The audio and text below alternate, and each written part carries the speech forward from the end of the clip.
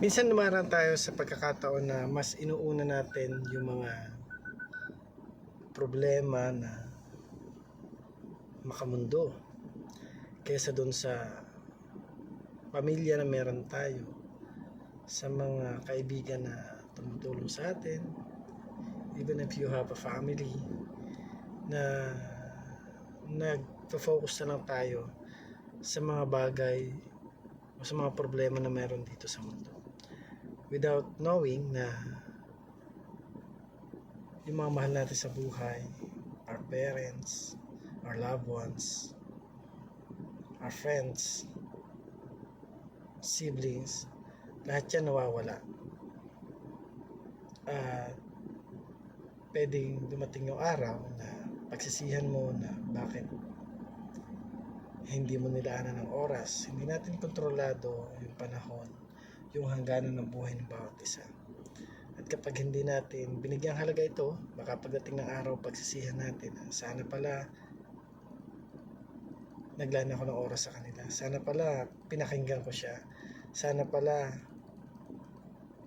ginawa kong espesyal yung araw na hinihiling niya. Ang dami nating reason, ang dami nating what if, pero yung mga what if na yun, kung nagawa natin ang tama, kung nauna natin sila, hindi natin to pagsisisihan, hindi natin magiging burden. So sa bawat isa na may oras pa para ipakita na mas mahalaga yung pamilya nila, yung loved ones nila, o yung malapit na kaibigan nila, higit pa dun sa problema na meron sila.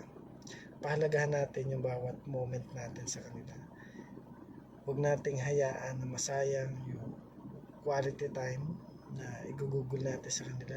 If you have family, if you have a good friend of mine, na someone na tumutulong sa'yo, then have time o spend time together para magkaroon ng magandang memories, magkaroon ng mga inputs o learnings sa mga bagay na pagsashare nyo. Even the family, at yung isa sa pinakamahirap na minsan, yung pamilya na meron kayo, hindi na nakita-kita sa bahay kasi mga busy na, hindi na nagkakaroon ng deep talk para malaman ano ba yung mga dapat na i-adjust para magkaroon sila ng magandang bonding.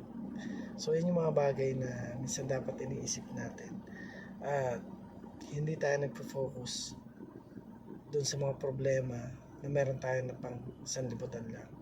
Focus with your family, your friends, your colleagues, or maybe someone na talagang nakakatulong sa iyo ng malaki. Naisipin mo na may mga tao na nasa likod ka, may mga tao ka na dapat mong lapitan, na hindi mo kailangang suluhin yung problema na mayroon ka, pagkos pagaanin mo yung dala mong bagahe sa pamamagitan ng pagkakaroon ng quality time sa mga tao mahalaga at nagbibigay ng respeto sa iyo.